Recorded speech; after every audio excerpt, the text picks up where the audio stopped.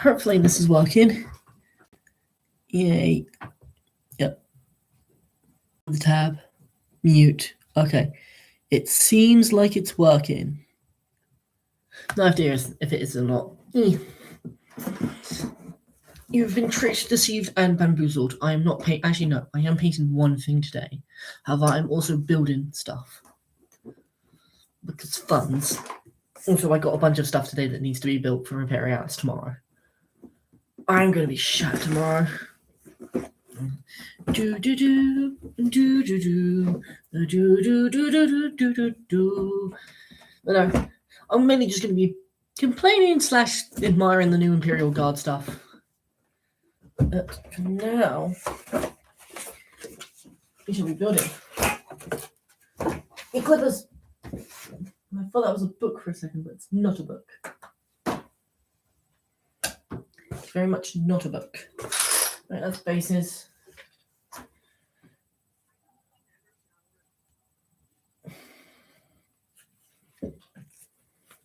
That is not on charge. But it should all be good now. I have the instruction booklet. Oh, wait. No. I have the instruction booklet with me. No, it's not. I'm going to put the box. Give me a second, guys. I need to find the instruction booklet. Not there. That's the sheets. That's the Abradon Lancers I got today. Up here. Is it? No. How? I'm sure to have it here. By the looks of it. Oh god. Give me a second. Let me get over here. No. Got there. They're not on the bed, are they? No, they weren't in the box. So. I have no idea where I put the instruction booklet, apparently.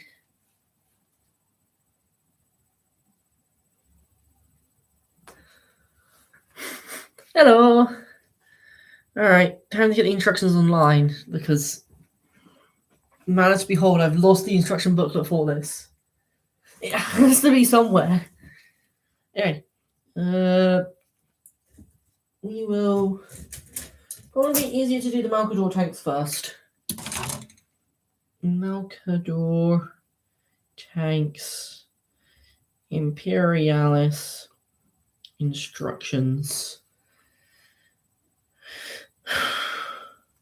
Build instructions, my savior for all my 3D printing needs.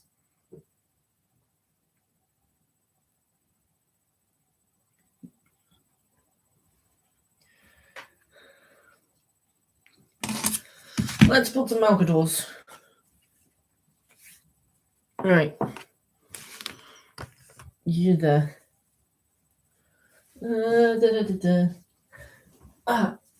Here's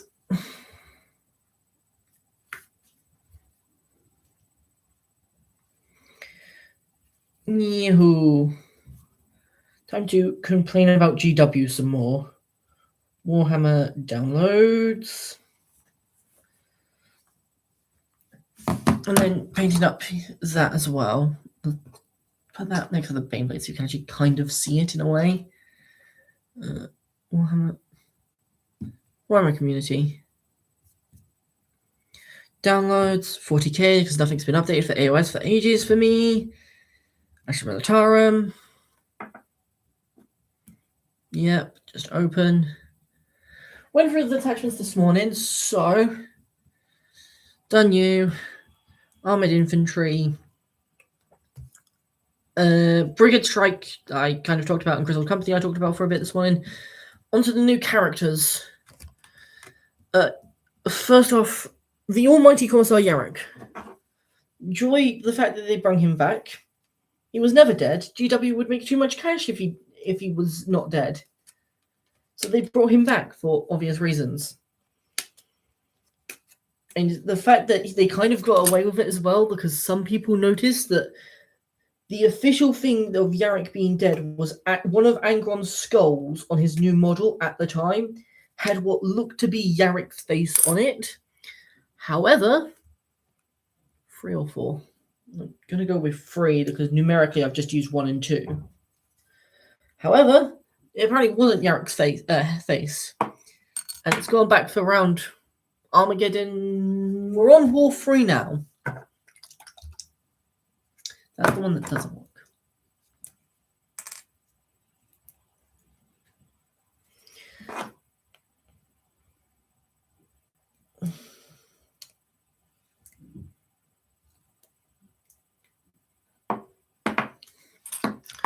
We are on Armageddon 3 now. No, 4, sorry. Yarrick died in 3. We're on 4 now. There's been 4 of these. At some point, the Imperium's just got to call their losses. No, to be fair, Armageddon is a steel factory in a way. The Imperial can't lose. Because Armageddon produces a lot of the tanks, lots of sort of vehicles and transports. You have some of the hives that have a lot of factory workers. So they can't really lose Armageddon. But at the same time, we're coming on to the 4th war of Armageddon here. At some point, the Imperium has to call it quits. But until that point, we'll have all these nice fun stuff come in. And by that, I mean the Garlic 2 detections were the same as the Space Marines, who, fun fact, weren't involved in Armageddon until War 3. And even then, the only 2 Space Marine chapters that were involved in Armageddon were Space Wolves and Grey Knights, and a segment of Salamanders and Blood Angels. That's the only things. And those were like strike groups of Salamanders. I think some Death Watch was involved, but the main thing was Space Wolves and Grey Knights, because you always remember it as Space Wolves and Grey Knights were in War 3, because that led into the... God, there's a name for this. Basically the Inquisition in all of its intelligence glory after Angron came in and the Grey Knights stopped Angron's and the World Eaters' invasion of Armageddon. After he was banished in that law, the Inquisition in all their glory basically said, we can't let the Grey Knight secret get out that they exist, so kill all the civilians that evacuated from Armageddon, even the ones that were purely innocent and weren't even involved. All the Astra Militarum troops that were deployed to Armageddon that managed to escape somehow. It's like, oh yeah, we'll just kill them all off because we can't let the fact that the Grey Knights exist get out. Because it has to be, the Imperium has to have the secret task force of witch hunters. Like, you have the Adeptus Sororitas as your witch hunters necessarily for the Ordo Hereticus, because that's the one that does the Chaos cults. Then you have the Ordo Manius, which is the one that does the Chaos outside of the cults, like the Chaos invasions and that lot. And the military for them is the Grey Knights, whereas for the Hereticus, it's the Sisters of Battle. That's the thing. So it was a Chaos invasion, so they called them the Grey Knights and the Ordo Manius and all that fun stuff. And due to the fact they don't want the Grey Knights to get out, they kill everyone that bears witness. It's a stupid clause. Grey Knight's law is stupid, by the way. Utterly stupid. But no, yeah, it led on to this saga, I can't remember, where basically the Inquisition tried to kill off a bunch of civilians. The Space Wolves were like, nah, defended the civilians, led to Fenris, the Space Wolves' home planet, being blockaded, and the Inquisition trying to kill the lot of them for rebelling. And so, yeah, it turned into a massive bombardment on Fenris. This has nothing to do with Armageddon, so just fly through it, basically. But yeah, the Inquisition lost. People discovered that the Space Wolves Chapter Master, though it can't take down Mortarion, as we both learned, though he can't take down Mortarion, can in fact kill the leader of the Chapter Master of the Grey Knights before the Grey Knight Chapter Master can even move. Fun fact, the Chapter Master of the Grey Knights not only had psychic powers, but was known to be one of their best warriors. However, you are fighting Logan Grimnar, the person who has true bestie wolves on his model. I don't know the lore implications of them. And a cornate axe. That's right, he's wielding a heretical weapon that has not corrupted him yet because the man is stubborn as hell. Which is a noble characteristic in himself. But that axe is corn. He wields the axe of corn. And at some point, he's either going to lose it, or it's going to corrupt him, or they're going to purify it. I think they do. Their iron priests and their wolf priests do special rituals on it to sort of stave off the corruption, or to sort of purify it in a way. I think that's the law. I'm getting sidetracked from Armageddon, but yeah, no, that was the war part 3. So yeah, and that's when Yarrick was not officially, but thought to be dead by Angron's hand. Then you had all the memes of Gazgul rounding up every orc known to man and charging into the Eye of Terror. Because Angron killed Yarrick. Then you have the memes of everyone sort of, the Imperium yelling, Yarrick has been killed! The person who killed him was Abaddon the Spoiler! Go kill him, orcs! As the orcs prepare their great war to kill living Abaddon. Hilarious memeage. But no, Yarrick is back. And in the most classic Commissar way possible, someone called for a retreat off Armageddon. Oh no, I dropped a grey piece. That's bad. But no, basically, someone called a retreat off of Armageddon. Yarrick, in his infinite commissarian wisdom, shot the man in the back of the head. That is how you run a business.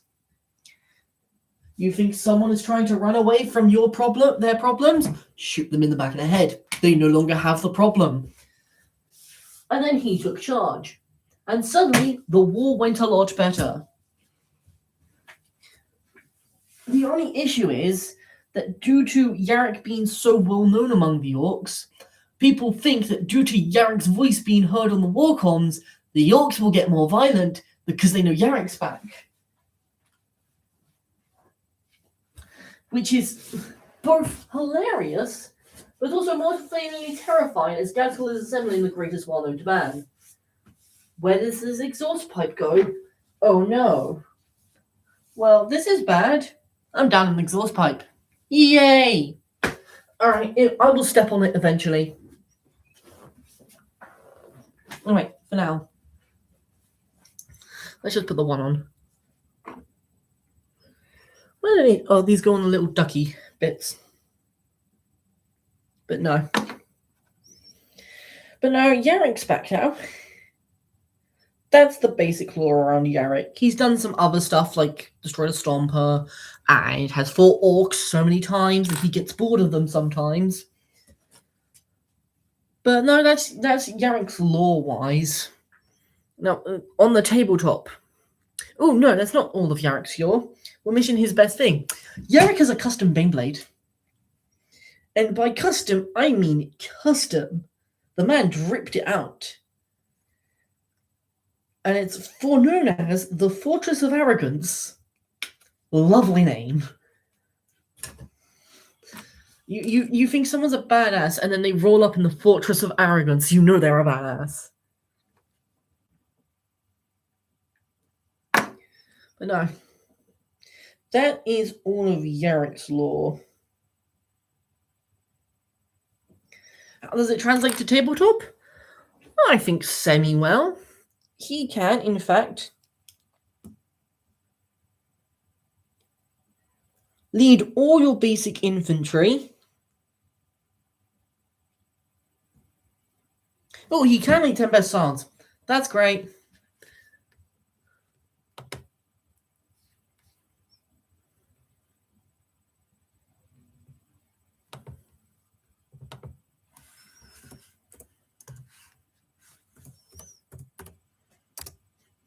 Yeah, no, that's great. He can lead 10 best swords.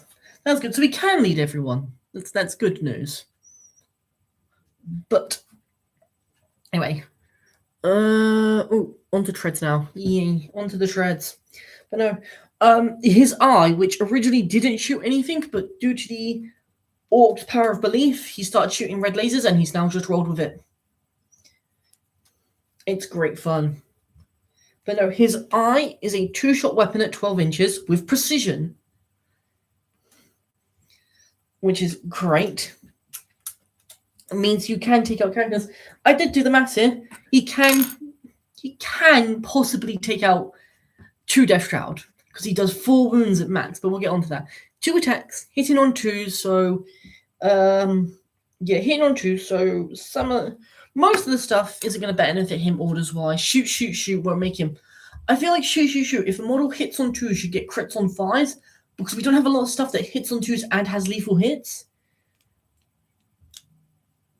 So why would you actually want crits on 5s? That's not the best, actually. Not braining. But no. Anyway, so he hits on 2, so most of the orders don't apply to this weapon specifically. Strength 6, which is quite good, actually. Unfortunately, he doesn't get armored discussion, so we can't go up to strength 8 and actually deal heavy damage, but yeah, no. And AP2, which is great. You're wounding Space Marine saving on 5s, Guardsmen, sort of light infantry normally get a save. Space Marines are saving on 5s. You're wounding Space Marines on 3s as well, which is great. Hit on 2s, wounding on 3s, they're saving on 5s. D3 plus 1 damage each, which you're killing a Space Marine with each shot, so you can kill up to 2 Space Marines, which is quite good, because it's 2 attacks. Found out that Lords of War plus him equals bad time indeed. I'm going to go with a Demolisher Cannon. Let's go with the Demo Cannons. Because who doesn't love a big chubby cannon? But no, I can't magnetize these, unfortunately. If I went with the Las Cannon, I could possibly... No, because it would still need to be stick done anyway. But yeah, no. Oh, good. Where's this not fitting on?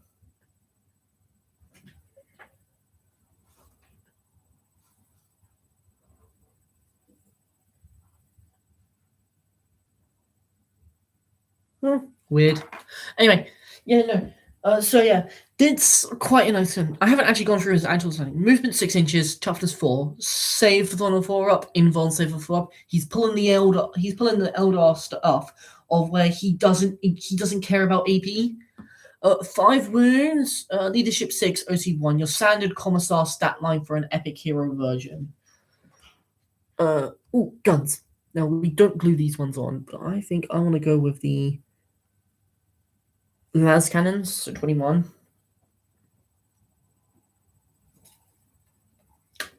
I'm going with Las Cannons for this one, guys.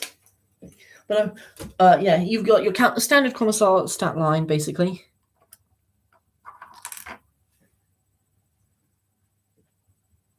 Please tell me that's what's that done.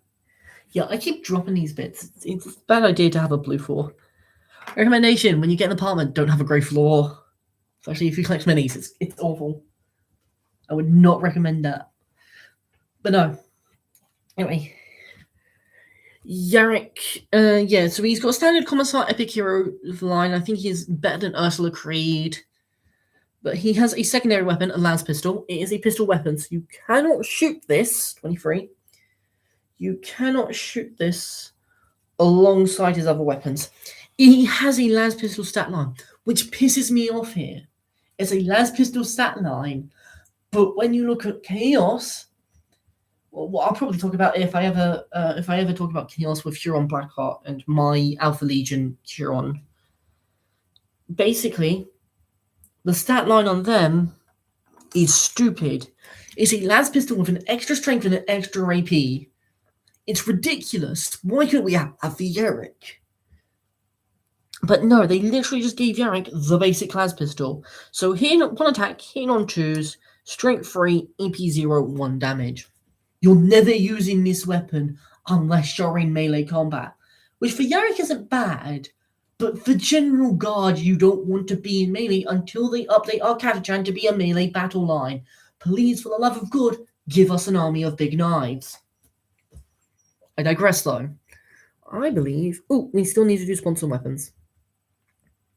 I'm going to go with las cannons for the sponson weapons as well, just because.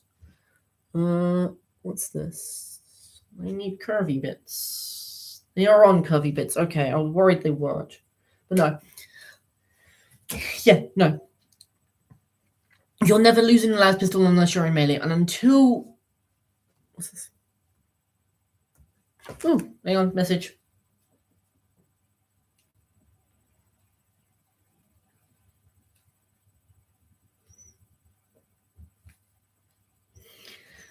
But no.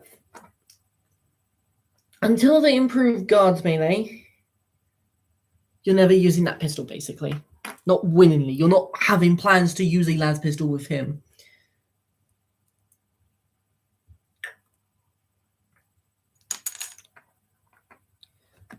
And now one fell on here. Watch out.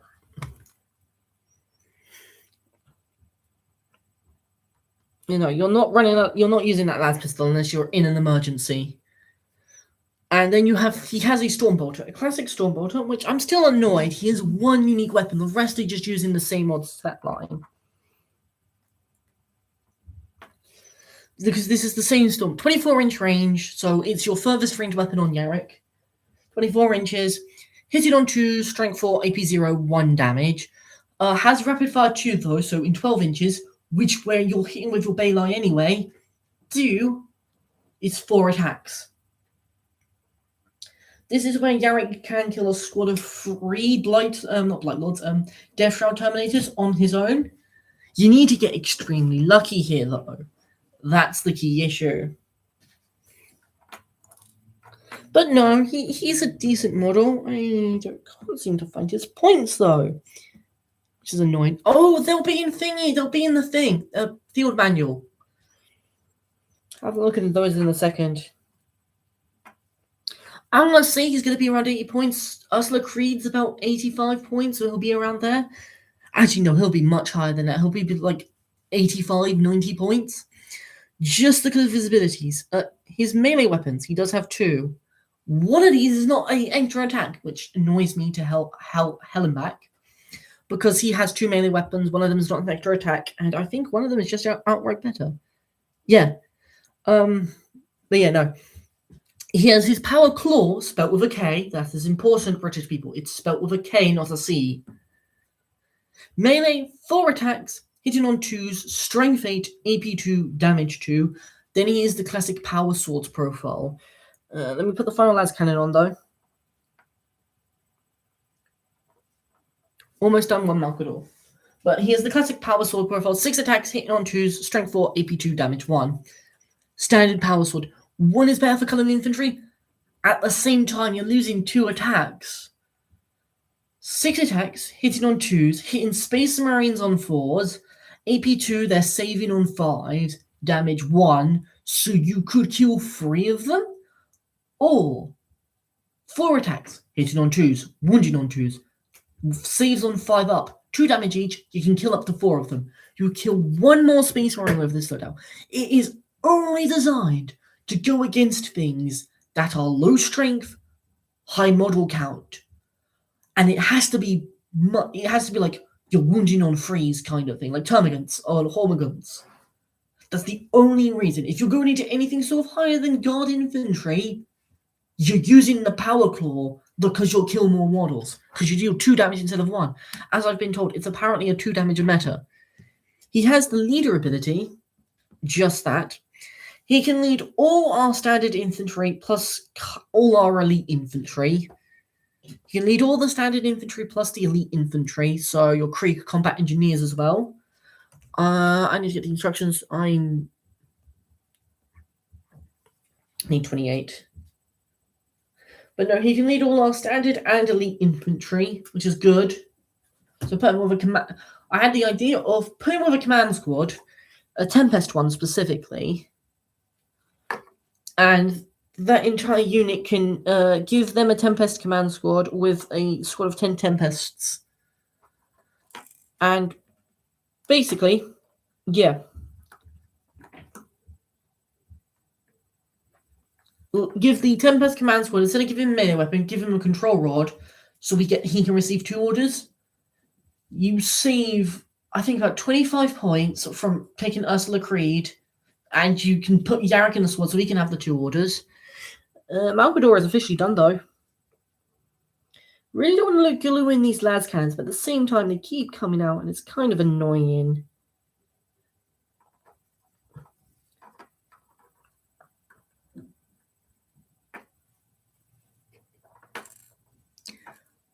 But no.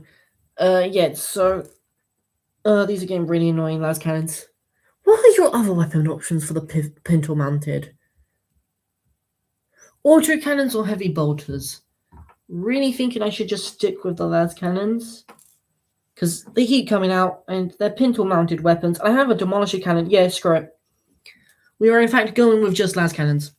The top is staying off because I want to be able to at least change the mounted pintle weapon, not the top weapon. But screw it, we might as well just glue in these guys because, yes, they're pintle mounted, so they technically have swivel mechanics, but you'd have to drill holes in for magnets, and I really can't be bothered for the small game of having pivotal ones. So dual las cannons it is. And hey, if I really want to swap to auto cannons, I can just ask my opponent if that's okay to just use auto cannons instead of the las cannons on the model. I thought something fell off. Nothing fell off. Okay. Now we need the heavy stubber, the glorious guard weapon. But no. So we can lead on our standard infantry. He then has voice of the command ability. The guard, he's a commissar. He has this. He can give 2 orders to everything. It says regiment, squadron, and Titanic. Actually, no, he can't. Regiment, squadron, and Titanic, which means he specifically, and the only thing he can't give orders to are Ogrins, because it's not Astra Militarum units. He can't give orders to Ogrins. That's the only unit he can't do. Ogrins and Bulgrins. He can't give orders to them too. Which is why I kind of hate how the Ogrin Bonehead is a crucible character. We need an Ogrin that can lead Ogrins, that can give them an order. Because the only other way we can give Ogrins orders is in Grizzled Company with the enhancement to put a commissar with them. Because then they gain the regiment keyword from it. Anyway, I'm looking for a heavy stubber. Oh, I only get 1 heavy stubber. That's depressing. But no. So he can't give orders to every unit. He does lose out on the Ogrin, giving orders to Ogrins, which is kind of sad in a way.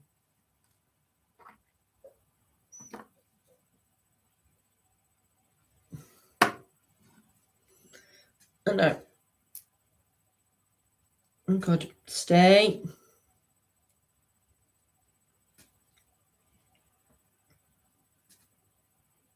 Kind of sad in a way, but does make sense. We now have a Malgador. A very tiny Malgador to add to the growing army of just chains.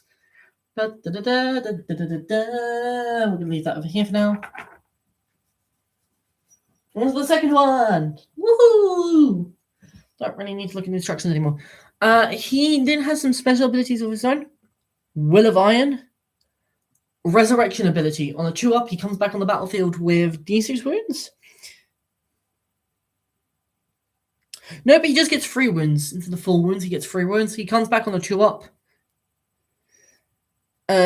Hero, and then he has Heroes of Hades Hive. This is by far where he's going to get nerfed. This shouldn't be as strong as it is. Remember how this morning I was complaining about detachments and how order economy is basically null and void? He makes it so null and void that you only need him and half your army gets an order. You get to choose one of 3 options. All options are quite nicely balanced against each other because they're all OP. Oh, thank you. I'm trying to make this video good. And then again, I am just chatting. But no. His abilities are once selecting, I think it's, yeah. At the end of your opponent's, you can select 1 enemy unit that was set up or ended movement within 12 units of a model, and 1 friendly regiment unit within 6 inches of any of this model. So you move within 12 inches of Yarrick, then a model within 6 inches of Yarrick gets to do one of three things here. They can shoot the model. This doesn't stop you from firing Overwatch at said model. You got some heavy flamers you want to shoot twice at? Go ahead. You want to shoot a group of lasguns that are within 12 inches for rapid fire and they still have orders? Go ahead. It's not balanced. Really isn't. Or you can move D6. Move D6 inches, or you can make the charge, which would be good if God had any good regimental infantry that want to charge. It's quite literally the worst option to do out of those three, let alone out of all of these options, because God don't have anything to charge with. None of our infantry are good in melee. Katachan, the thing you would expect to be good in melee, only have close combat weapons. And they get reroll hit rolls when in melee. It's stupid. Katachan need a refresh. Stop on our Steel Legion. Yes, they're fan-made, but we have Krieg. Give them like a command squad, maybe. Something light to give them and put in the Krieg category. Go ahead. I know Steel Legion came first and it's this whole thing, but there are other Astra Militarums that would love to get some glory.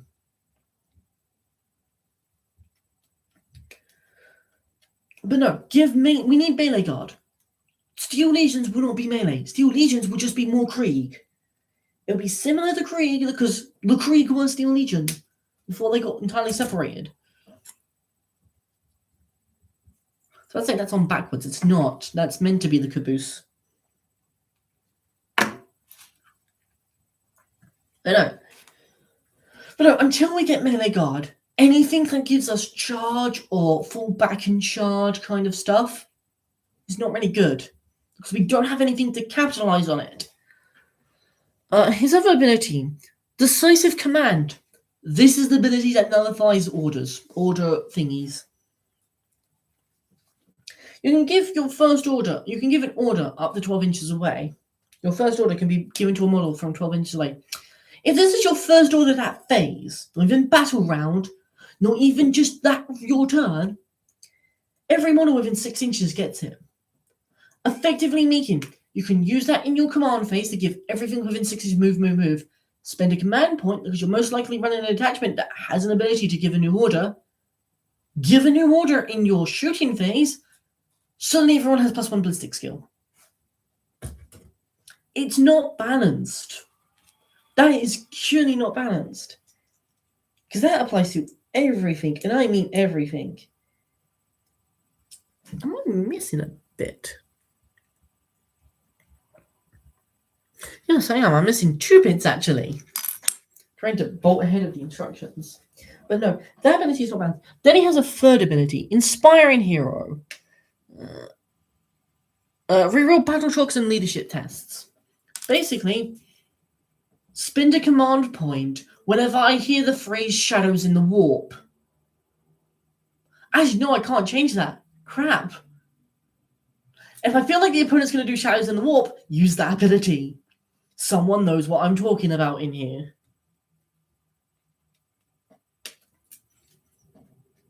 Crap, I keep dropping them. But no, if they use shadows in the warp, or if I feel like they're about to use shadows in the warp because I've got a lot of stuff in synapse range, activate this one. Reroll battle shocks. That's kind of it. If I've got a lot of stuff in the front line that's just won some fights. God, winning fights is a phrase I will never say again in an actual game of 40k. If it's winning fights and needs to take battle shock tests and they're on objectives, this would be a good ability. It's better than rerolling getting to charge in your movement phase. I don't think someone's paying attention. Because I think I would have heard someone complain about me saying rerolling battle shocks nullifies shadows in the warp entirely.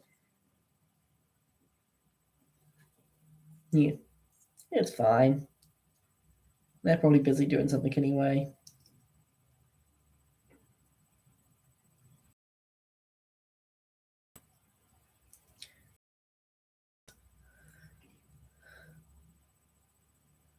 How many round do these go again? So.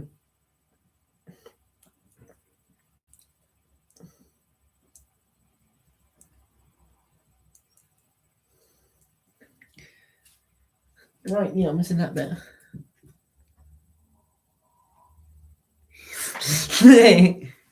But no. Yeah, no, so that's his ability. That's where I think he's gonna get his most in points value. Those abilities, that's where he's gonna be points. Console Grace! This is not the on foot one. We will get to her on foot. Trust me. I have a long-winded speech about her on foot. Don't worry. But this is her in her vehicle.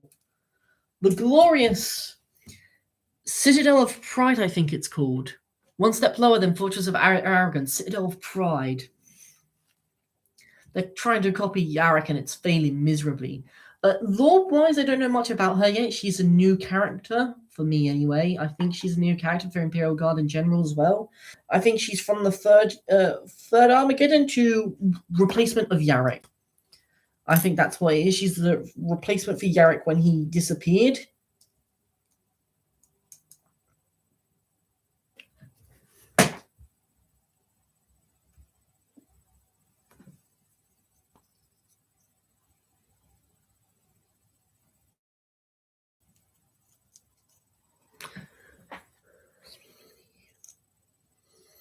Okay, so I did get that wrong way. No, she's meant to be the replacement for Yarrick when he disappeared, but Yarrick is now back, so I don't know what her job really is.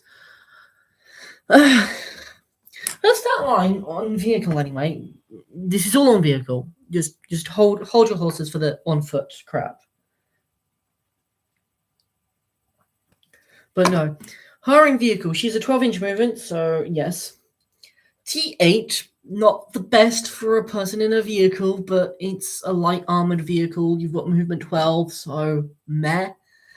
3 up save, 4 up info, slightly better Yarrick save. She's gonna be about 110 points.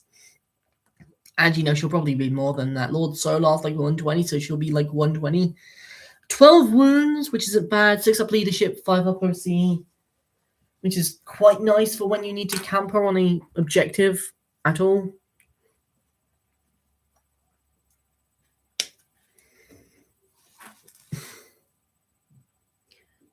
But yeah, no, it's not bad. Not the best, but not bad. 6 up leadership.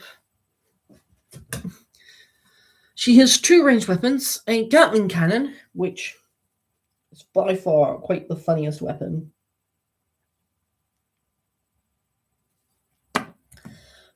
24-inch range, 12 attacks.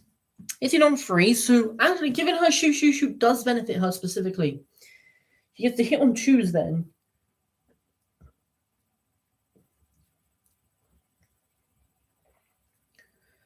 Also, by note, she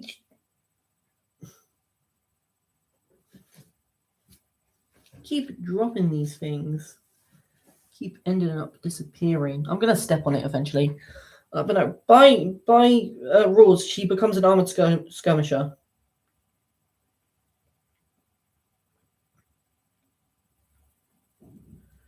For the new detachment, she becomes an armored skirmisher. She has 10 or more wounds.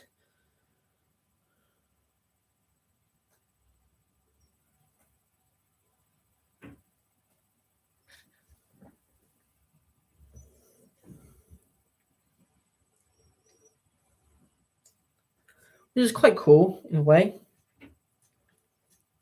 But no. We don't talk detachments because there are a bunch of Imperial Guard detachments that benefit a lot of people. Still think Crystal Company is probably one of the best detachments out there. Just for the sake of the reroll hit rolls, while having an order written on, there are lots of things that give you orders now.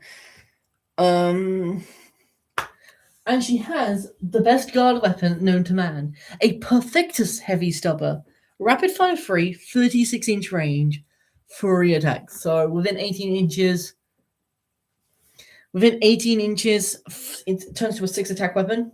It's glorious. Strength 5, AP 0, damage 1. I know the heavy stubber stat line off by heart. It's +1 strength. I know. Don't poo your pants too hard.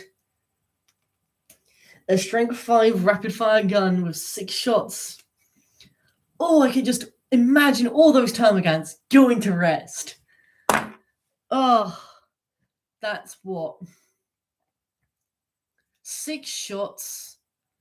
Hitting on 2s if you do shoot. Strength 5, so wounding termagants on 3s because that's T3, unfortunately. AP 0, so they're saving on their 5s. 1 damage each. Probability is I'm gonna kill 4 termagants with this, which is quite nice. But it's the exact same stat profile as a castigated battle cannon, but she has double the shots in 24-inch range. So they're being needed to be at 18-inch range to get that 6 shots. So this is your literally just, you see some termagants, shoot them all. Shoot all the reptiles. Or should I call them bugs? As people do. Okay, I cannot lose the tread. But no. Basically, meant to kill light infantry. Still win Space Marines on freeze as well, which isn't bad. Always lots of it to win Space Marines too. They still save on freeze though, so not the best. She has 3 melee attacks, 2 of which have extra attack on. So she has all the melee options. I'm gonna put a battle cannon, vanquisher cannon on her on this one. She has an armor tool, your standard Imperial Guard melee vehicle, 3 attacks, hitting on 4s, hitting on 3s with fixed bayonets. Strength 6, AP 0, damage 1. So if we're going to keep with the termagant analogy, because I know someone loves me killing termagants, 3 attacks, hitting on 3s if you do fixed bayonets, wounding on 2s because strength 6 and they're T3, AP 0, 1 damage. About 5 are going to die. No, it's 3. About 3 of them will die mathematically. 2 to 3 will die from that 1 attack alone, because I'm hitting on 2s. We then have the Enforcer crew, which is just 5 close combat weapons. 10 attacks, hitting on 4s, 3s with fixed bayonets. Strength 3, EP 0, 1 damage. This is wounded homogons on 4s. Love that stuff. Wound one of the weakest units in the game on 4s. Yes, I am calling Tyranid one of the weakest units in the game, so sue me. So you're wounding them on 4s, hitting on 3s. You're going to lose about half your shots there and half your shots there. So you're only getting about 2-3 homogons dead. Which, adding the 2 to 3 you're killing 4 to 6 homogons in this melee alone. And it can be brought up to squads of 10 to 20, so you're not even killing half the squad and you're down 2 attacks already. Now you have where my pain in the arse of GW, where they combine weapons. Horrendous. A power sword and a Manus Mortis. Remember this stat line. This stat line will be key later. I hope you're all remembering this. Oh god, I've got the Demolisher Cannon now. Great. Oh, there's one of the thingies.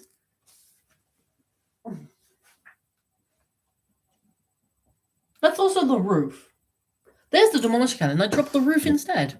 But no, they've combined her Power Fist, which is meant to be your more anti-elite sort of heavy-hitting, I'm about to punch this singular man in the face really hard, and your Power Sword, which is meant to be your sweeping attack kind of weapon. I don't like when GW do this, but...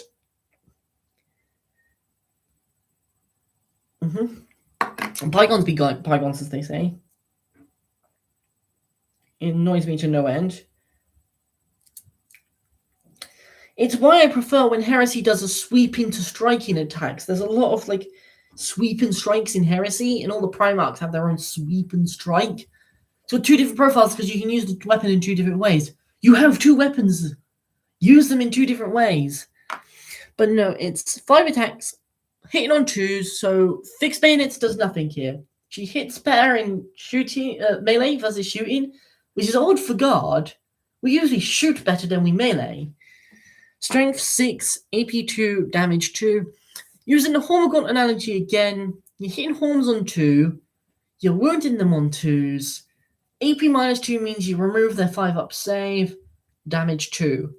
You're killing about 2 to 3 Hormigaunts again. You're losing like 1 dice, maybe 2, so you're killing what? 2 to you're killing actually no, you're losing 1 dice, maybe 2. So you're killing 3 to 4, which in the analogy, you're killing 7 to 9 Hormigaunts. Not the best. Now you can tank shock. T8, you're getting on average 4 mortal wounds here. So effectively speaking, the Hormigaunts will suffer 11 to 13 losses per melee phase with just her. This is using a CP though, and this is then using a command on her. Not the best against the 65-point unit, or it'll be 130 actually, because it'll be a 20-man squad, otherwise you wipe it out. But you're still using on a 65-point unit, a CP stratagem that would be best served on someone else right here. I'm getting ahead of myself. We're talking about tank shocking later. But no. Especially with the new detachment. By golly, tank shocking Balines will never be nicer. But no, you're killing on average, without tank shock, 7 to 9 Hormigaunts. You're not even wiping 65 points out. And her abilities are minorly niche. Actually, no, she has better abilities. She has a war gear option. You don't need to tank shock the Hormigaunts to kill them all, actually. You just don't. You don't need to waste that CP because you get a semi-tank shock as well. Which is nice. Where basically, when you charge an enemy, roll a d6. On a 2 to 3, they suffer d3 mortal wounds. On a 4 and a 5, they suffer d6 mortal wounds. On a 6 up, they suffer d3 plus 3 mortal wounds. So on average, you're getting about a 4, which is meaning you're getting d6, which means you're on average getting 4 mortal wounds. So you are killing on average 11 to 13 Hormigaunts per fight phase.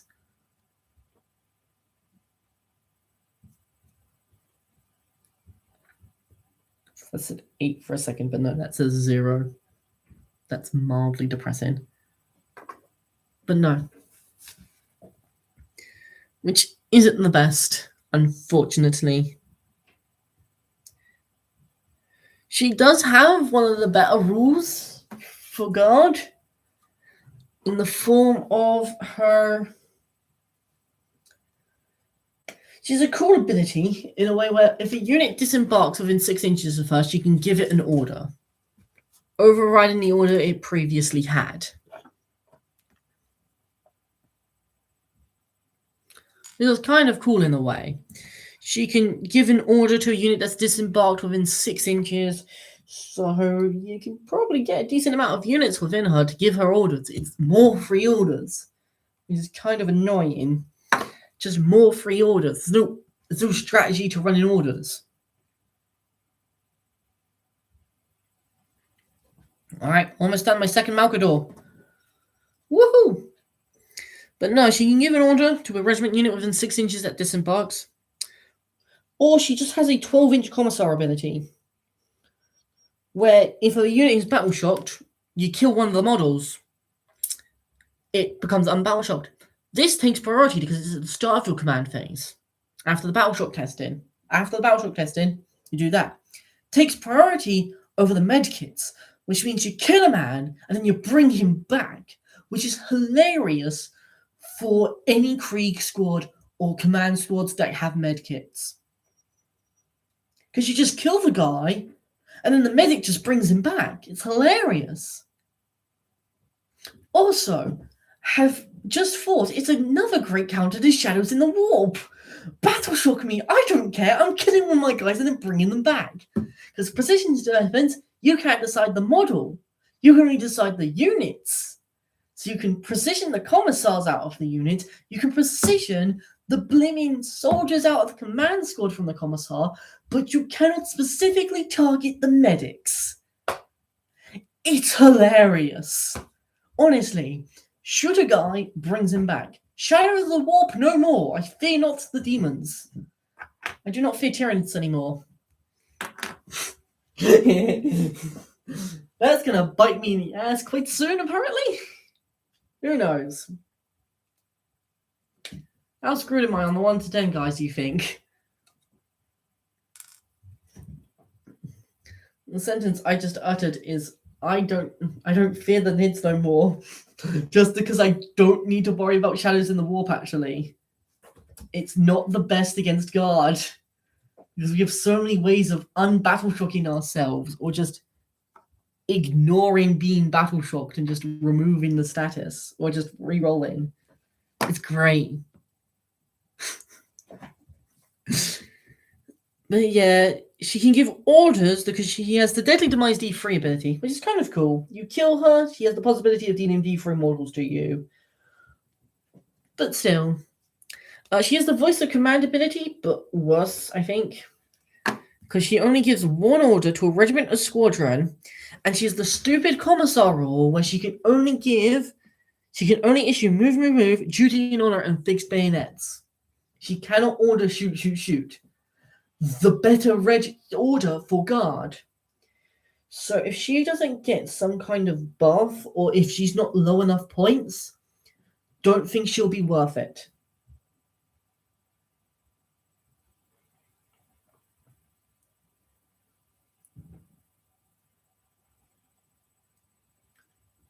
Yahoo! Second Malcador done. There's 2 Malcadors done. Alright, done the Malcadors for now. Do you need to keep the Spritter because it has all the alternative weapons on? I don't know where I'm going to put that. Probably this box right here that I have. Let's do some... I'm feeling Speckle. Let's do some Ogrins. The Harkonite Ogrins, to be specific here. But no. She'll be alright. She won't be good.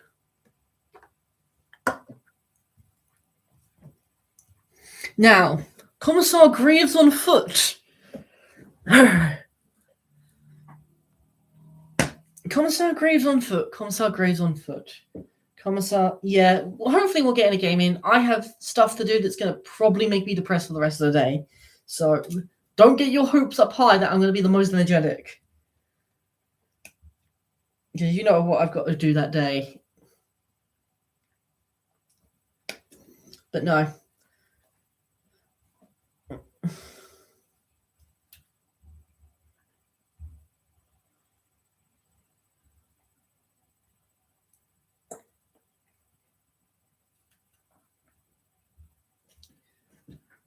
But no. Commissar Graves on foot is horrible. In every sense of the word. There's 1, 2, so 1. Those are in fact over in arms, okay. But Commissar Graves on foot is horrible in every way, shape, and form because she's not built for a guard army. Commissar Graves on foot is not built for a guard army, in my opinion. I swear I just clicked out some feet. There they are. She's not built for a guard army whatsoever. She's a 6-inch move, toughness 3, 4 up save, 5 up invuln, so a better Commissar. She AP 1, AP 0 now is on a 4 up instead. That's about it. Still toughness 3, so the same toughness as a Hormigaunt.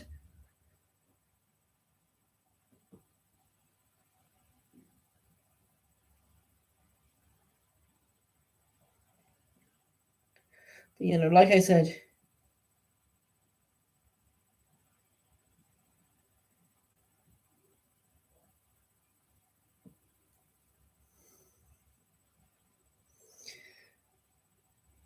not the best unit for Imperial Guard. 4 wounds, so 1 less wound than Commissar Yarrick. Leadership 6, OC 1. She has a bolt pistol with the standard bolt pistol stat line. 12-inch range, 1 attack, hitting strength 4, AP 0, damage 1. And then she has, I hope you remember this, Power Sword and Manus Mortis. It is quite literally the same stat line, but missing lands. Again, why did they not split into 2 weapons on this profile at least? I'd get maybe the previous profile? Because she already has 2 extra attacks. Why give her an option for 2 different attacks? It'd be confusing. But this profile just doesn't has 1 melee weapon. It's stupid. It's quite literally the same melee profile. She has the leader ability, where she can order all the same units Yarrick can. All the classic guard infantry.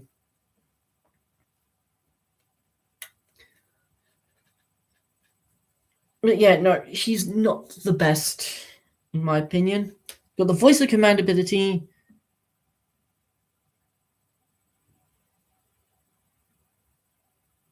She also has using the Commissar Grey's ability. You can only bring one of her in battle.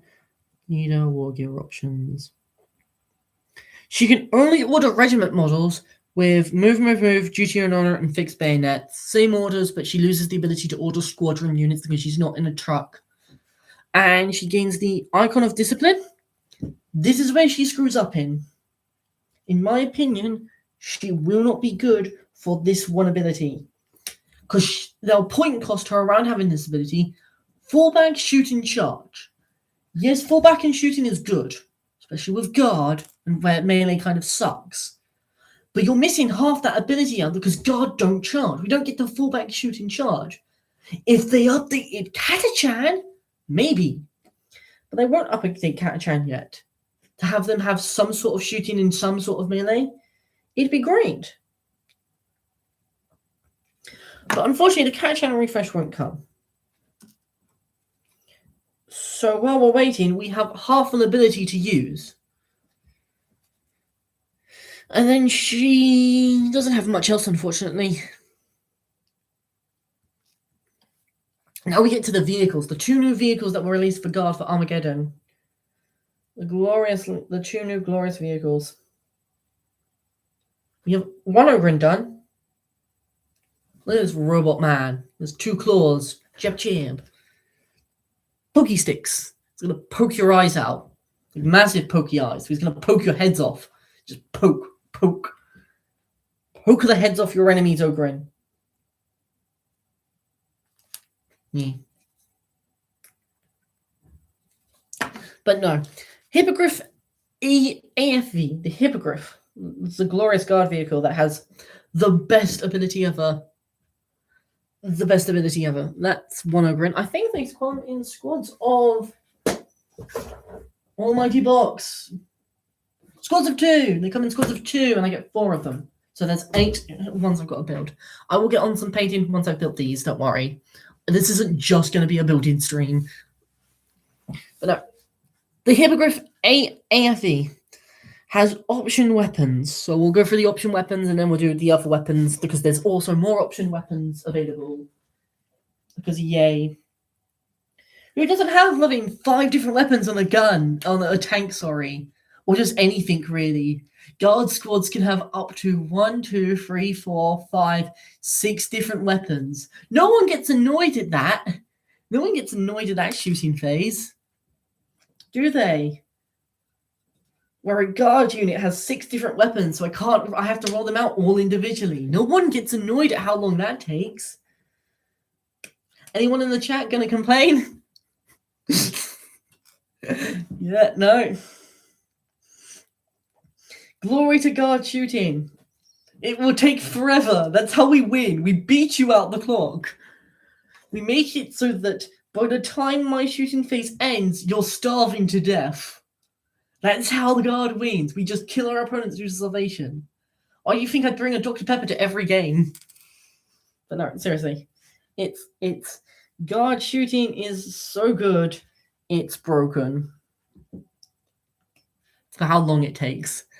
But a Hippogriff AFE, 12-inch movement, T8, 3 up save, 7 wounds. This, I have figured out, is slightly weaker than a Chimera.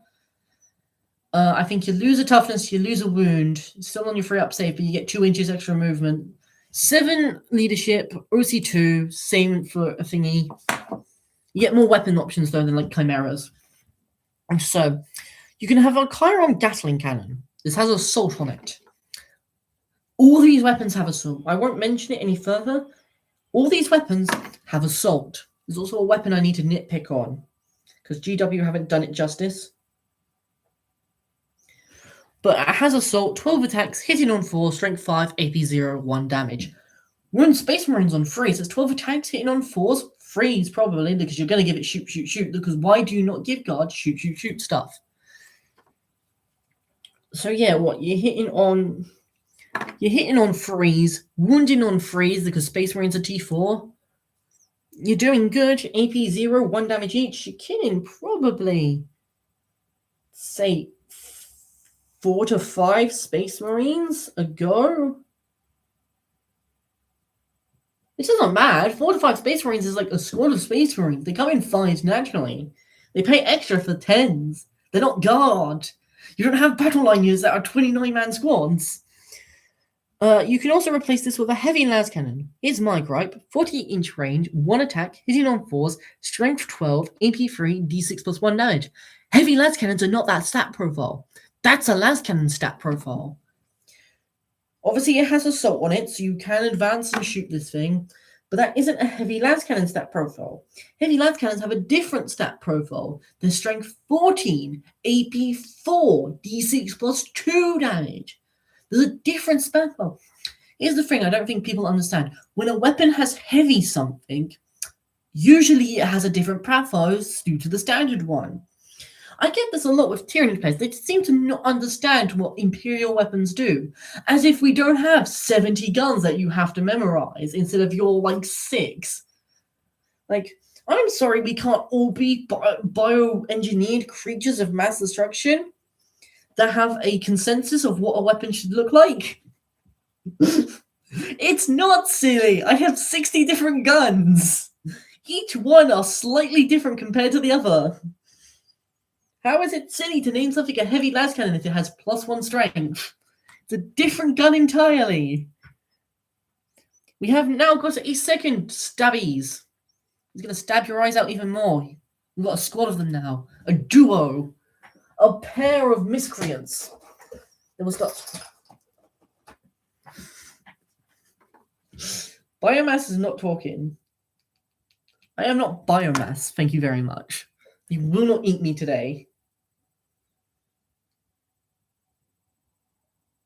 I do like how these Imperial aerospaces have the minor dent in them.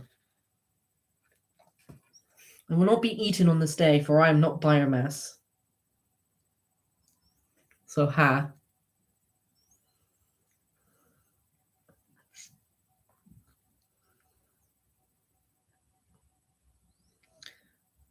No.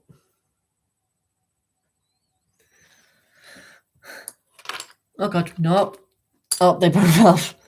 It fell under my laptop. Great. That's one. One of your arms has fallen off, unfortunately. I don't think you can count a laptop as biomass. Don't think a laptop counts as being biomass. Unfortunately. And I do severely hope you don't think chemical weapons are biomass either. That's a different problem we need to talk about. No, the Hippogriff AFV with the cascade cannon, or you can have a heavy las cannon, or you can have a melter cannon, which is assault, melter 2. It's just a melter gun with an extra attack. It's a melter gun with an extra attack and 6 inches extra range, which turns your 6-inch melter range to 9-inch melter range, which will come important later. Remember this. Then you have a Vindicator cannon, 36-inch range, blast plus assault, d6 attacks, hitting on 4s, strength 8, AP 1, damage 2. This beautiful thing right here, wounds Space Marines on 2 with blast, means a squad of 10 is d6 plus 2 attacks. On average, that's 6 attacks into a squad of 10 Space Marines, 2 damage each, AP 1, so they're saving on 4s, hitting on 3, so you're gonna kill maybe 4 Space Marines? Don't get me started on NIDS. A squad of 20 Termagants, it's d6 plus 4 shots. You can, if you roll a 6, wipe out that entire squad. Hitting on 3s, wounded on 2s, AP 1 means they're saving on 6s. 2 damage. Quite good at wiping out. Nice. But no. Now, you do have a secondary option. Now you can replace the glorious guard weapon of a heavy stubber. It's same stat profile, but it has assault because everything on this vehicle has assault for some reason. Probably to advance because this thing is made to advance. This also is an armored skirmisher, by the way. Good to keep in mind if you want to run that detachment. But yeah, heavy stubber, 36-inch range, 3 attacks, hitting on 4, strength 4, AP 0, 1 damage. Or you can give it a melter gun. 12-inch range, 1 attack, hitting on 4s, strength 9, AP 4, D6 damage, melter 2. So if you wanted, these things are great. Their armored hull ability is 3 attacks, hitting on 4s, strength 5, AP 1, damage 1. So they wouldn't Hormigons and freeze in melee. Why are you getting these things onto melee? Because tank shocking isn't even the best. You're dealing 4 mortals at average. Deadly Demise 1. They have the core bit rule of Deadly Demise 1. Not bad. This ability, though. This is the bane of GW because they never balance this right. Convoy Escort Unit. After this unit has shot, make a normal move up to D6 inches. If it does until the end of the turn, this unit is not eligible to declare a charge. Basically, like advancing after you've shot. A bunch of units have this. A bunch of units are unbalanced because of this. Thank you for giving it to a guard vehicle that moves 12 inches. That also has assault. So really, what you've given them is 12 plus D6 plus a D6 inches after it's shot. Which is glorious. That's up to 24 inches of range. So you can get in on an 18 if you're really lucky and get that 6-inch advance. 18-inch move, shoot your melters into big thing, and then pull back a 6-inch to go back. I haven't even got to the best part of these yet. So yeah, you can replace your Vigilator Cannon, the blast weapon, with a Gatling Cannon, a Melter Cannon, or a Heavy Las Cannon. And you can replace the Heavy Stubber with the Melter Gun. I haven't got to the best part of this. This can be run in squads of 2. That's 6 melter shots. That's not fun. That's 6 melter shots into anything of your choosing. Sadly, they did mention this was going to be a scouting vehicle, but it does not have scout or stealth or infiltrate. God, that would be hell if this had infiltrate on. Even if it lost the D6 move ability, that having infiltrate with the assault on all of its things. All right. That would just be diabolical, though.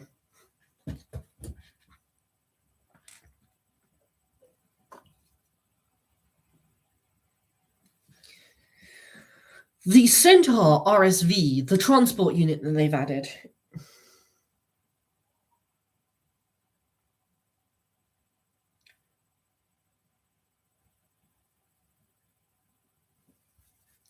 This thing has a 12-inch move, strength 7, 3 up save, 10 wounds, 7 up leadership, 2 OC. That OC does change, however. Has a single weapon, a pintle-mounted heavy stubber. It may sound different because it's pintle-mounted and it's a heavy stubber. It's not. Same stat line as a normal heavy stubber. 3 attacks, rapid fire 3, 36-inch range. Hitting on 4s, wounding on strength 4, AP 0, 1 damage. Armored hull, 3 attacks, hitting on 4, strength 6, AP 0, 1 damage. Not the best stat line, nowhere close to being a good ranged unit or thing. Deadly Demise D3, firing deck 12, however. Means you can shoot a Primaris Psyker, a Commissar, and a squad of 10 guys out of it. Rapid Strike Vehicle. For every 3 models in this transport, add 1 to the OC characteristic rounded down. So if you have 10 models, you only get the benefit of having 9 models on the side instead of having 12 models inside. No weapon replacements, unfortunately. The transport capacity of 12. 12 Astra Militarum infantry models. Ogrins take up 3 spaces, so you can only transport up to 4 Ogrins, or you can transport 3 and other stuff as well, because that's 9, so you get transport capacity of 7? No, 3. Which means you're just bringing a bunch of characters along. I don't think there's any 3-man squads in Guard, apart from more Ogrins. I think for the rules, Astra Militarum, heavy weapon squads count as 2 for the sake of firing deck. That's about it for all the Imperial Guards. We've got Ratlins, Tempest Quillons.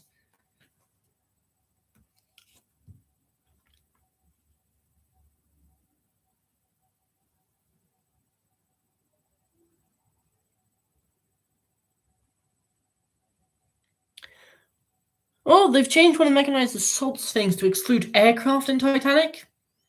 Well, Valkyries being too good, apparently.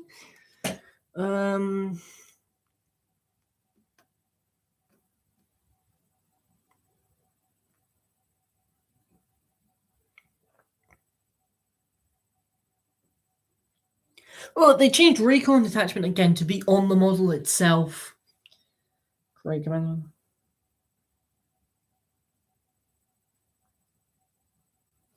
Oh, you can add an extra weapon to Greek squad, so now they can have 6 different guns.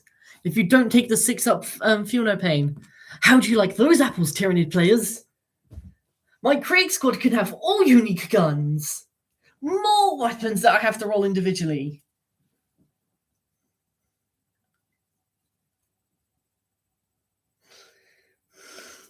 As long as I don't take the 6-up Feel No Pains to mortal wounds, I can take an extra gun that's different. So now I can have plasma bolt las, and then I can have a plasma gun, and I can have a las gun. So that's 6 weapon options, all wrapped nicely into one squad. Each dice roll has to be done individually, all with different stat lines as well. I can hear the screams from my window. Thank you, GW. You changed that now. It's great. Oh, Kazakhstan command squads can take bolt pistols and bolt guns now. Military and Tempest command squads gain voice of command. They gained deep strike just naturally, even though there's an enhancement that gives it to them.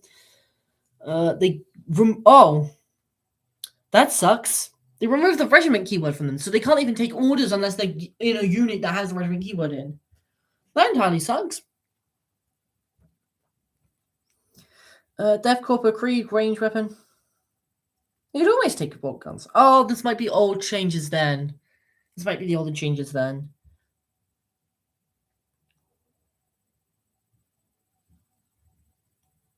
Corsicans on free. Tempest Scions. Also get deep strike? Yeah, bolt pistol.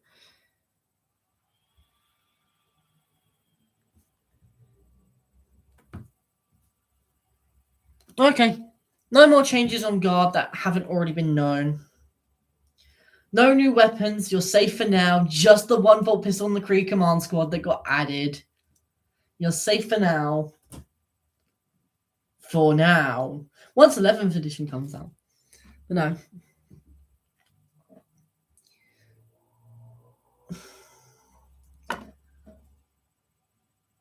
No, once 11th edition comes out, I'm hoping for lots of changes, including lots of more weapons for guard, war gear options. Come flying through. Let me take a bunch of individual guns, so all 10 of my guys can have a different weapon. Or I can just see the pain on everyone's faces. I can just see the pain on everyone's faces. All 10 guys have a different gun. That's 10 individual rolls. Also, I love how they made fast rolling now the default option. As if people were playing with one roll at a time. No, they are not giving all my guard a single gun. That would be pointless. Guard have been known to carry a crap ton of different guns. There were metas where it's possible to run a single guard. You could run a squad of 5 guard with 5 different guns because there weren't enough guns to run them as a squad of 10. But we have bolt guns, flamers, melters, grenade launchers, snipers, plasma pistols, bolt guns, hand flamers, combat shotguns. That's 10 weapons. That's a 10-man squad with all different weapons. 10 different stat lines as well. My opponents would hate me. My opponents would be devastated. Now bring 3 of them. No. Bring 6 of them. Then don't want to actually double it. You want to bring 6 of them because there'll be 10-man squads of battle line units, so you can bring up to 6 of them. Instead of running 3 squads of 20, you run 6 squads of 10, all with different weapons. And since they're different squads, you can't roll them into one, so you're rolling 10 times per squad. Oh, this makes the starve to death strategy even better. I can hear the agony. I should probably stop coming up with this idea before I get punched. That'd be a good idea. But no other changes made to guard for now, unfortunately. Let's have a look at the Imperial Agent while we're here.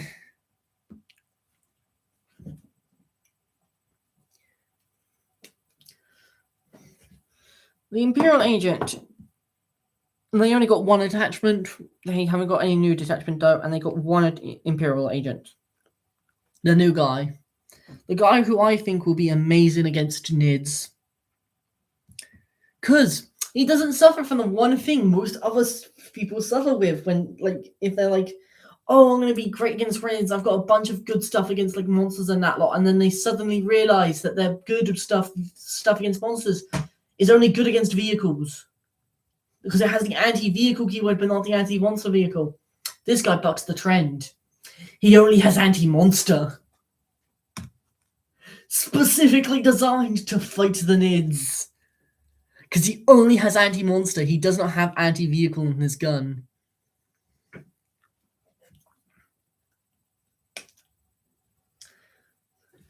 It's also anti-monster 2-up, which is great.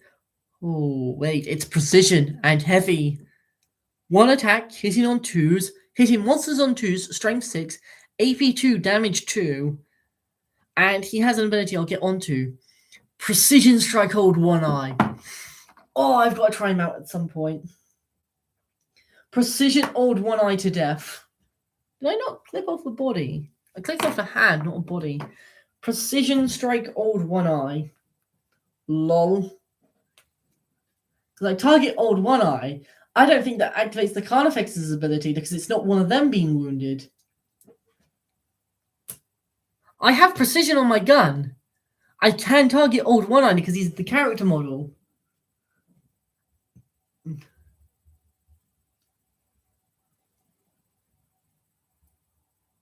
Oh, okay. So they still get the advance roll then. But I can still precision strike old One-Eye. Yeah, 2 damage.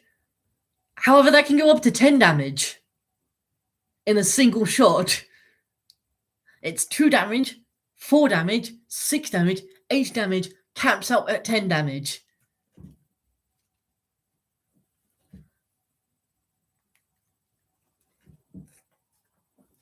I think, anyway. He also has a... Yeah, true. But if I keep just racking up the damage, eventually you'll just die in one go. Screw your healing. I'll just shoot you really hard. It's all well and good if you can live to the next command phase. Also, isn't it only your command phase? I thought that was the caveat of that rule, that it was only your command phase. Alright, he does have 5 up Fiona pains as well, yeah. Okay, so he might be a bit tankier than I thought. But still, 36-inch range, 1 attack, hitting on 2s, strength 6. Oh, it's any command phase, okay. Strength 6, AP 2, damage 2. Decent against monsters with anti-monster 2 up. Heavy and precision. So, if he stands still, he ignores he ignores Mortarian's debuff! Ha!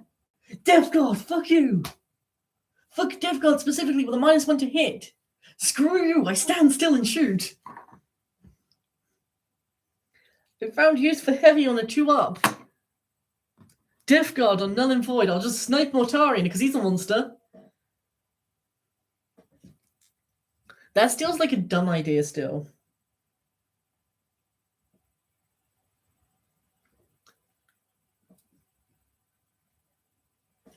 But no, 12-inch range, T4, 3 up save, 4 up invuln, 6 wounds, 6 up leadership, 2 OC, so something you'll see for a horse rider. He does not have the mount. He has the mounted keyword. Screw anything that gives you lethal hits on infantry or sustain hits 1 on infantry and swarm, and lethal hits on monsters and vehicles. You don't get either of them. I don't know what detachment that specifically targets, but it targets something. Oh god. Because he's not any of those, he's mounted. It's great because this also adds another hero you can bring in an all-guard horse army.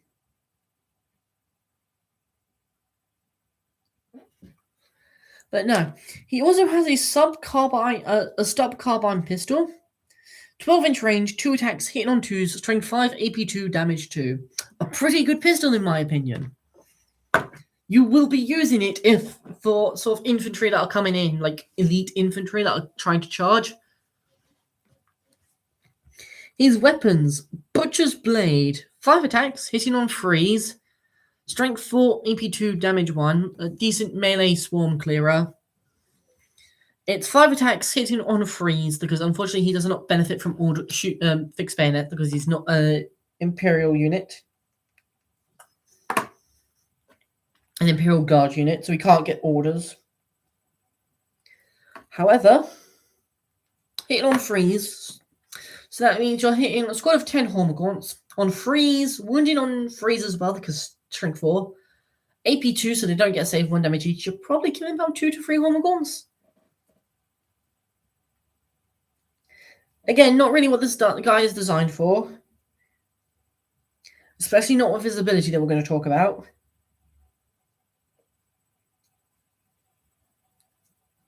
Stop falling over. Please, Ogrins. Stop. But no, he has an extra attack. The Garcelix Claws and Teeth. 4 attacks, hitting on 4s, and strength 5, AP 1, damage 1. So you're still hitting on 4s, wounding on 3s, AP -1, so the Hormagaunts do get a save on 6 up. Damage 1, so you're killing a couple Hormagaunts per turn. He then has Lone Operative and Scout 6 inches. A quite nice pairing of abilities. Means he can stay back and snipe while still not being able to be shot at. And Scout 6 inches now can get out into a sniping spot earlier. Faction, Assigned Agents. He got the Inside Agents faction ability, which is the ability for the Agents of the Imperium, which is just soup rules. Oh, the Lictor's getting hungry. Here's 7 horses. Please, Lictor, I would like you to live 7 horses. Actually, no, Lictor has to fight first. Crap, we need to shoot the bugger. But he has the ability, on my signal, fire. After he's shot, he can select, until the end of the turn, a Agents of the Imperium model, which I don't think he'll be used much, or an Imperium infantry battle line. So Sisters, Space Marine, Guard, Grey Knights, Custodes, their battle lines, reroll hit rolls of 1, reroll hit rolls, or even of 1.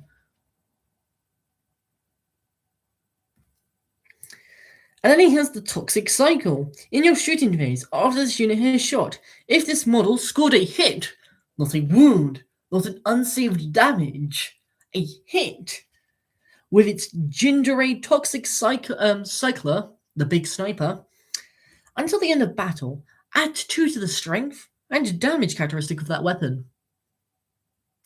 Caps out at 10. Strength of the weapon goes up. Strength 8 after round 1. So round 2 it will be strength 8. Round 3 it will be strength 10. Round 4 it will be strength 12. Round 5 it will be strength 14. That hits T-Fexes on, that wounds T-Fexes on freeze. Yes, if he lives to round 5, but he's Lone Op Scout 6 inches with a 12-inch move. He's surprisingly speedy.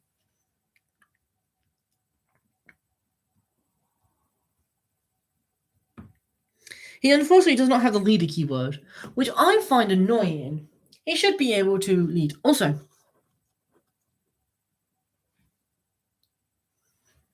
oh god. The Shredders! We have stab your eyes out and shred your guts out. Alright. So that's 4 Ogrins, or well, a pack of 2 Ogrins and 2 Malcadors done. For now, let's get on to some painting and then I'm going to end the stream there because it's getting a bit late for me. Luckily, I've chosen an easy model to paint because half the work's already done for me. Paint this. I cannot remember the precise name of.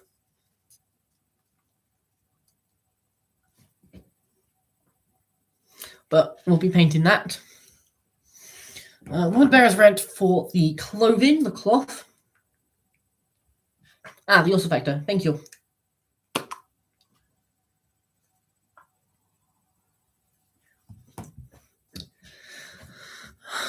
Let's have a look.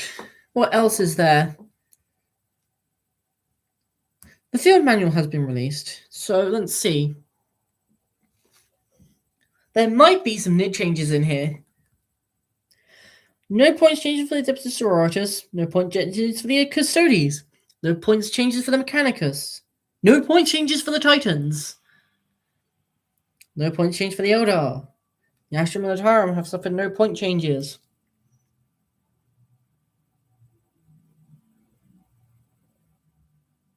Well, the Centaur is on here, so Commissar Greaves is 110 points, roughly fought. Yarick is 150! I knew they would balance him with a high point cost. Yarick is 150 points! Okay, that's why he has broken abilities, because he's more expensive than bringing the leader of the entire Imperial Guard. Lord Solar is 120. Lord Solar, the leader of the Imperial Guard, the Golden Prince, the champion of the Guard, is cheaper than Yarick. Alright. Commissar Graves is 110, 65 on foot. Makes sense. She is more than twice as expensive as a commissar, yet I still don't think she's worth it. I think she's only 45 points. She's not worth 65 points on foot. On vehicle, 110 points? Fine.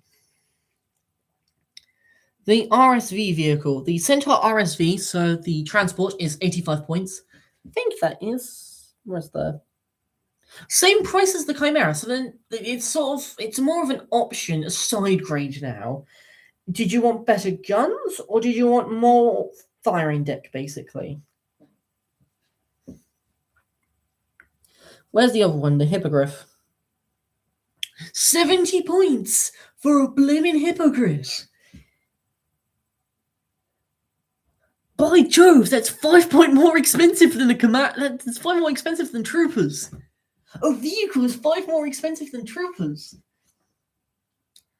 So it's 20 more expensive. Because it's 70 points, but Troopers are 65. But if you bring a squad of 10 Troopers, 20 Troopers, you get 10 points off what's meant to cost. So it's actually more expensive to bring 2 things by 10 points. But still, the Hippogriffs are 70 points each.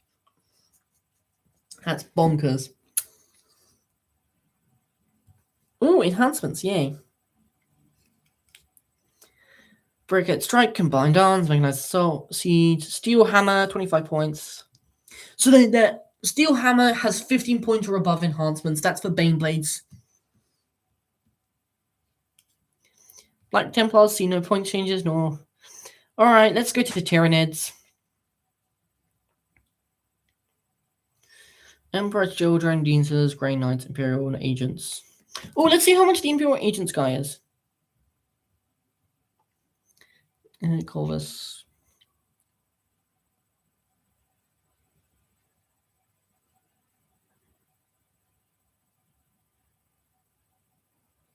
Oh, he's 100 points. That's not bad. That's as expensive as Lord Dryer, who is overcosted, but I think he's not. I feel like this 100 points to him makes sense. Don't you agree? Might be a bit more on the expensive side, but still, I don't think he's overcosted too much. And then Imperial Knights, Leagues of Votan, Necrons, Orcs, Space Marines, Tau Empire, Thousand Suns. Oh, there are some changes to points. To Tyranids. We do have some point changes to Tyranids. One of the few factors that seem to have point changes. Thousand Suns got point changes as well, but like, yeah. Tyranids have received some point changes. It's only nerfs. A lot of your stuff has gone up in points. Apparently, GW agree with me that Tyranids are undercosted as hell and deserve to have their points raised sky high.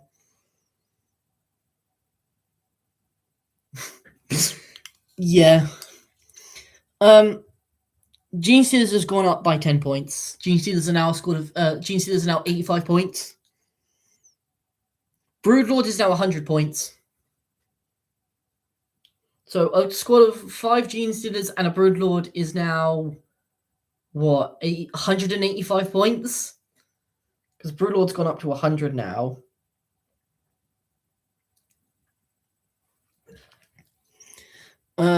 Barbagons have gone up to 60 and 120 respectively. Old One Eye stayed at his same points. Spore Mines have their cost reduced. They're now only 50 for a squad of 3.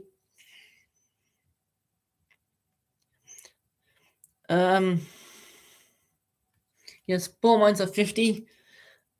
Chief X's have gone up in points. Chief X's are now 220.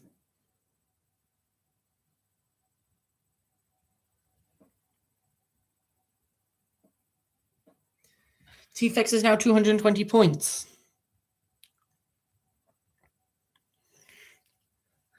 And anything else on here?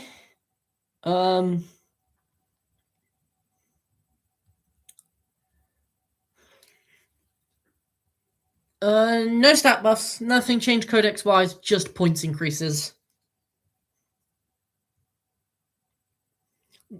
The Hierophant has gone down to 800 points. A nice round 800 points for its 810 points.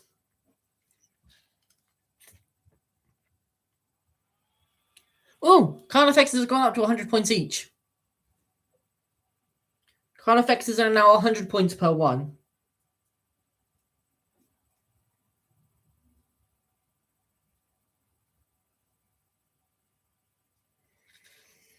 I'm excited about the Carnifexes going up to 100 points.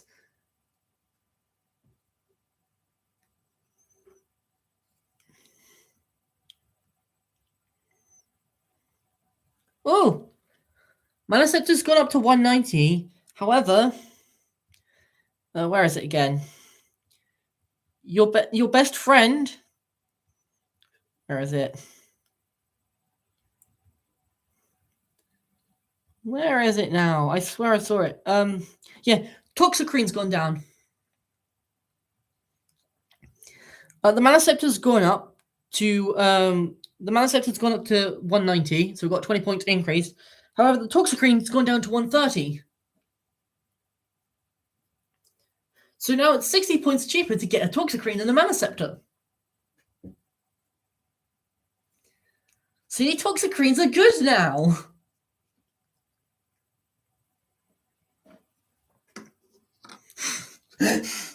What are you complaining about? You've got points decreases.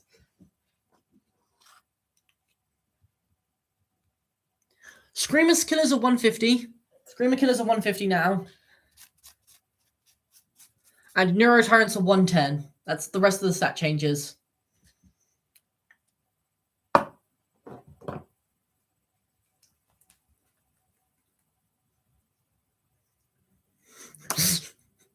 Why are you so sad? It's only a bunch of point changes.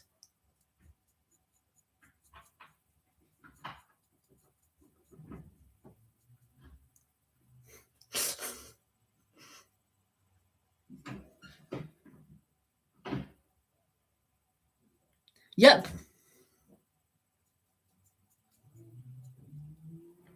I don't think they know what they're doing with Tyranids points, to be honest. I think they need an expert on it.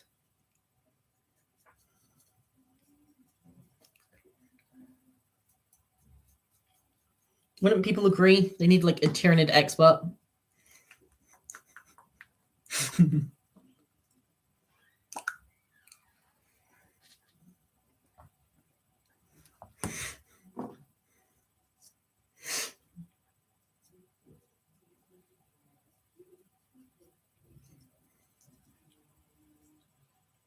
But no, that's all the point changes for Tyranids. What are you guys' thoughts on it? I think it's some good points. They needed points increases.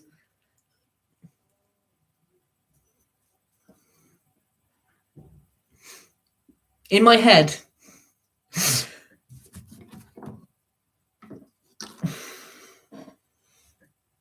Okay, that is horrible to see. No, they don't exist. They're what I hoped GW would do, but no. There are no point changes to Tyranids. Like every faction, there have been no point changes. I just wanted to make you cry. But I had to make it reasonable. That's why I said some point nerfs as well. Like points reductions. They don't exist, don't worry. Well, Tyranids haven't been increased in cost. This is what you get for having an army that should not have such cheap units.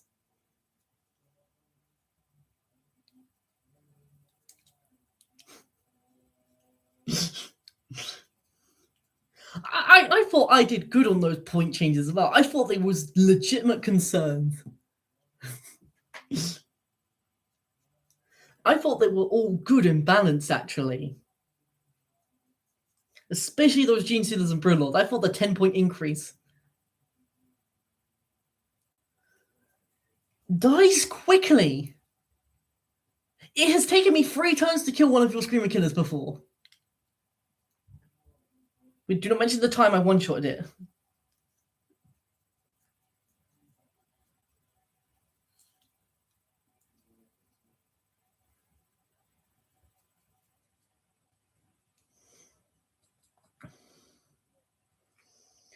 Why is that bone painted red for? That's not magic, that is just bone.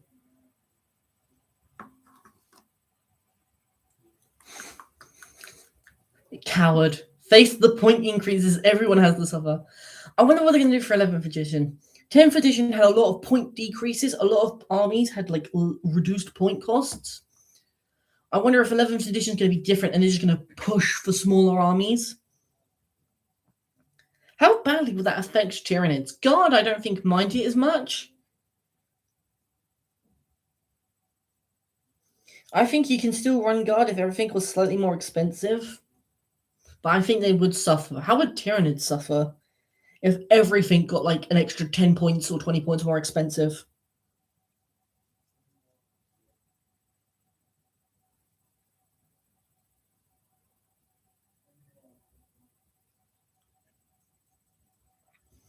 Yeah, 11th edition has decreased a few points a lot. But I'm thinking, well, 10th edition has done that, sorry. Will 11th edition just push everyone's points up to reduce army size? So everything becomes more expensive? I don't know how Guard would fare.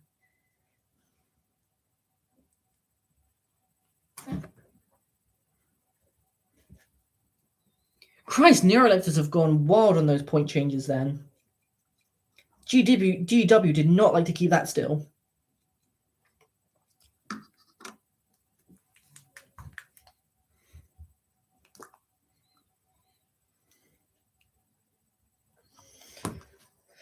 Oh god. Almost done.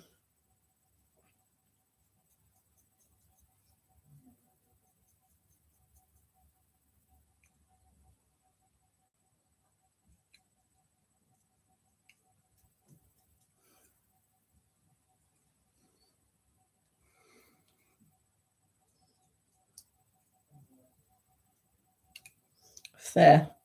But I don't think Tyranids would do well if like all of their points just suddenly shot up.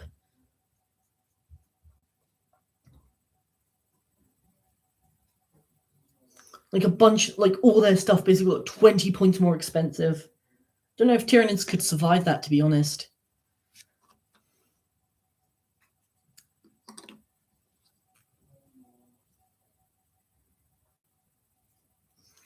Time for some Wraithbone.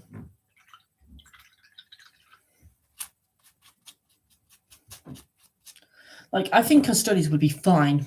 Because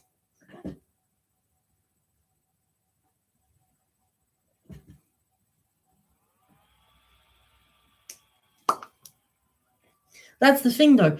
Matches in 10th edition were still standing at 1 or 2k. I think GW officially ran a single 3k tournament. But they give you rules for 1k and 2k mainly. I think they even quoted saying that they balance the game around 2k. They balance around 1k and 2k. They don't really balance around 3k or thingy. Combat Patrol. So 3k is just being thrown out, I feel like, in 10th edition. 3k didn't have rules necessarily. 3k just got lumped in with 1 and 2. So you ran 1, 2, or 3k games. Because chapter-approved mission packs didn't technically support 3k games. Leviathan did. Pariah Nexus did. Chapter-approved mission packs didn't. So 3k still had rules and stuff, but it was more lumped in with 1 and 2. Had like a map size in some official boards. But it was kind of just more lumped in there than anything else. Like an add-on of sorts. Instead of being its whole proper round. Which I'm kind of fine with now. Yeah, like sizes and board and stuff for 3k, but now it's being lumped in with Armageddon, which makes Armageddon easier to play, and I think means that GW are going to have more focus on Armageddon. Oh, did you see the new vehicle and monster rules? There's stuff like vehicle and monsters now lose weapons when damaged.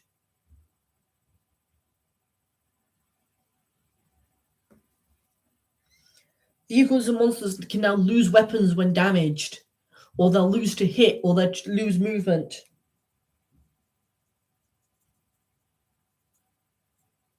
Not the terrain ones, the Armageddon ones. They released it on Warhammer today.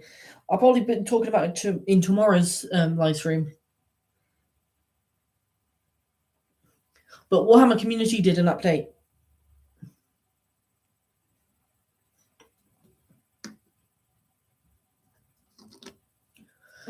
Needs will be impacted. Probably not as much though.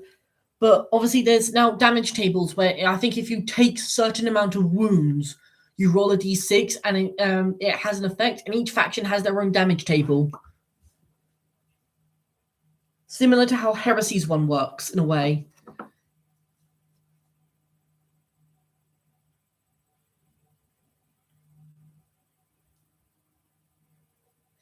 Because it like lose weapons, or you lose movement, or you lose your saves. I think it mentioned Drukhari's pain engines. The Drukhari, the monster beast things, they're monsters. The Drukhari monsters with the massive size, losing their Theonopanes.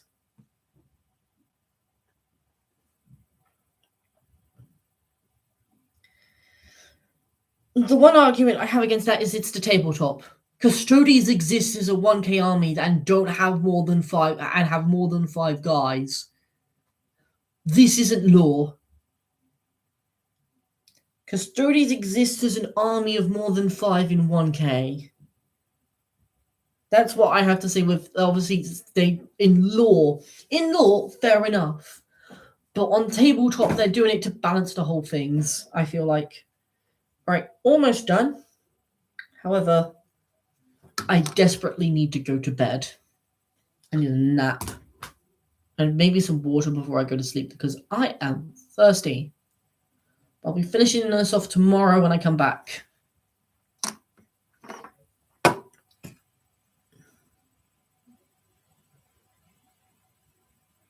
Probably better chance rolls. Anyway, Good night, you all.